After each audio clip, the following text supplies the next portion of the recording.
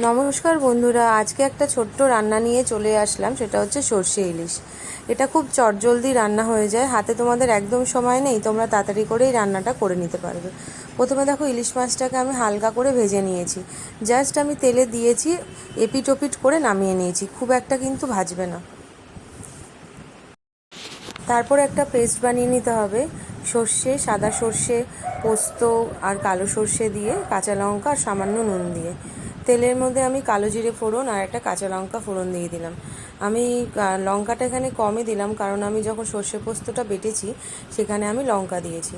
এবার এই পেস্টটা আমি তেলের মধ্যে দিয়ে দিলাম। ভালো করে নাড়াচাড়া করতে হবে। ওর মধ্যেই দিতে হবে হলুদ, নুন। যদি কেউ লঙ্কার গুঁড়ো খেতে চায় লঙ্কার গুঁড়ো, আমি এর লঙ্কার গুঁড়োটা দিইনি, কারণ খুবই ঝাল হয়ে যাবে।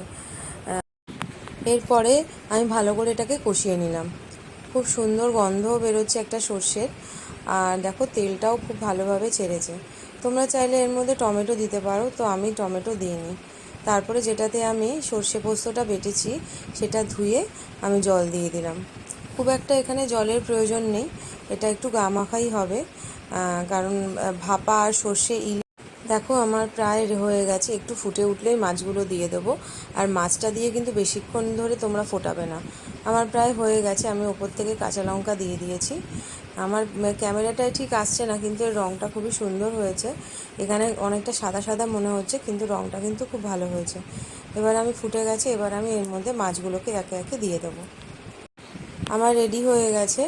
দেখো, এটা একটুখানি ফুটে উঠলেই আমি নামিয়ে দেবো। নামানোর পর আমি একটু কাঁচা উপর থেকে সর্ষের তেল দিলেই রেডি হয়ে যাবে হচ্ছে সর্ষে ইলিশ।